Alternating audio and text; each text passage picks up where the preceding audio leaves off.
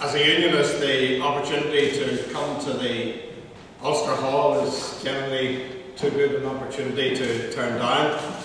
Well, this is a rather different gathering to some previous events I have attended in this building. It's good to be with you for the first seminar of this new group. I want to congratulate Tom Kelly and the stakeholder for establishing what will no doubt become a useful forum to consider and discuss the implications of devolution. I'm also delighted that Tom has been able to secure the attendance of the former First Minister of Scotland, Jack McConnell. Delighted to see Jack here, and I look forward to hearing what he has to say, and I'm quite sure that we have much to learn from the experience of devolution in Scotland. I thought that as this is the start of a new term, it might be a good opportunity to take stock of where devolution stands in Northern Ireland. I also want to highlight some of the difficulties with how it has operated and make a few suggestions as to how we might move forward. It's over 2 years since powers were restored to Stormont, and while, as we publicly pointed out at St Andrews, it's far from perfect, we knew that as a staging post, the new arrangements made a sensible and positive starting point. We have nonetheless come a long way in a short period of time.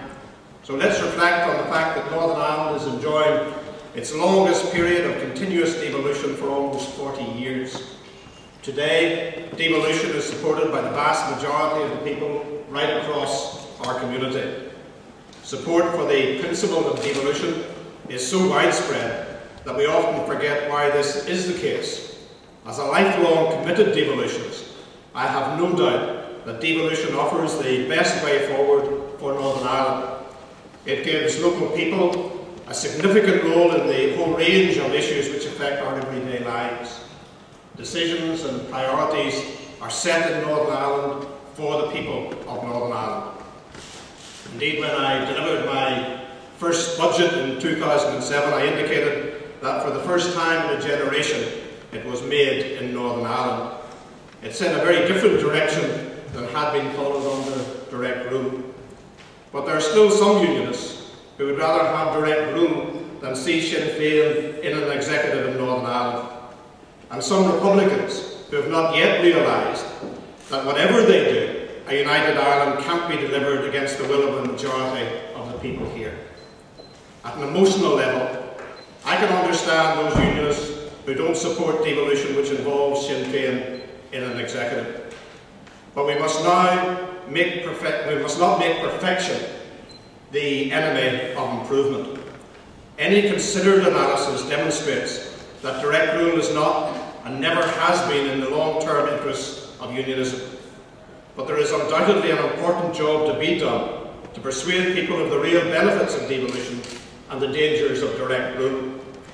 Those who are opposed to devolution seek to exploit the imperfections of the present system. They are content to curse the darkness and offer no alternative achievable strategy. They would take us back to the days of division and conflict. What kind of prospect does that offer? But that's not our approach. As they say in Texas, if all you ever do is all you've ever done, then all you'll ever get is all you ever got. I don't believe the people of Northern Ireland want to return to the bad old days. Over the past 40 years, I have witnessed UK governments of every political context taking decisions which were not in the interests of my community.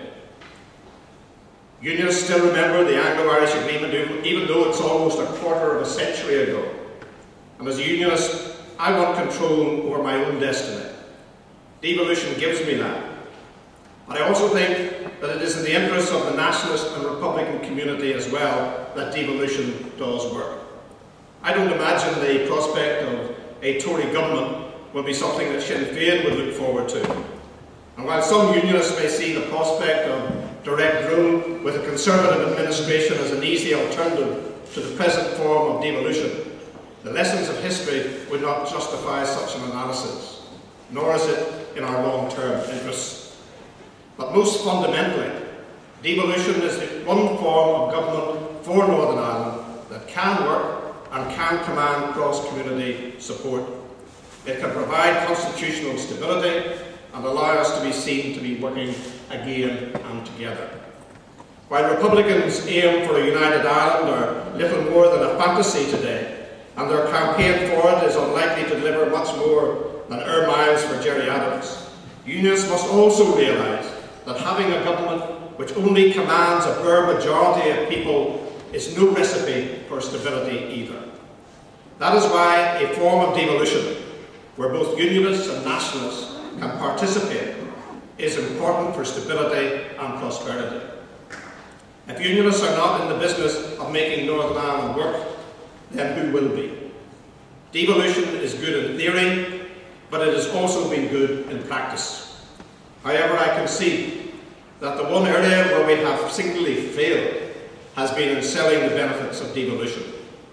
Significantly, devolution provides a foundation for peace and prosperity, but it also has allowed us to make a real difference to people's everyday lives. I can name a long list of initiatives that we have taken which would not have happened under direct rule. We have frozen in real terms the domestic regional rates for 3 years and have deferred the introduction of water charges. As a result of these two measures, a householder who lives in a house with an average capital value of £112,000 is over £500 better off next year alone than would have been the case under direct rule. At the same time, we have spent more than ever before in infrastructure investment on roads, schools and hospitals, almost £1.7 billion last year. The Executive has agreed to abolish prescription charges for everyone in Northern Ireland. We have also extended our free public transport scheme to everyone over 60 years of age. We have introduced changes in planning to assist rural dwellers, and we are taking forward proposals to expedite the planning decision-making process.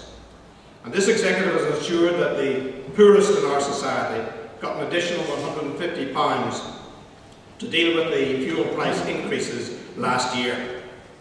I can say with certainty that none of those policies would have happened under direct rule. Devolution has been a success for Northern Ireland, but I believe that we can achieve so much more. Against that positive overall picture, we should not be blind to the feelings of the present form of devolution. I've spoken many times before about the need to reduce the size of government bureaucracy in Northern Ireland. But we must also attend to many of the other institutional aspects of the present structures which are holding us back. We face two significant challenges in the period ahead. One is to complete the devolution of policing and justice, and the other is to further reform the institutions to deliver better government. Significant progress has been made towards the devolution of policing and justice in the last year. When the institutional arrangements have been resolved, the two outstanding issues will be the financial arrangements and ensuring the community confidence exists. The proper funding of policing and justice is a necessary precondition to the powers being devolved. If the government maintains its present position on funding, then it will find itself responsible for further delay.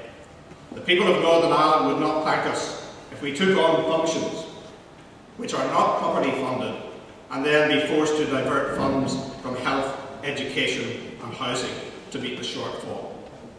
While the devolution of policing and justice is symbolically important, we should not lose sight of the fact that the operational independence of the Chief Constable and the independence of the judiciary mean that any Minister of Justice will have in practice, a relatively limited role.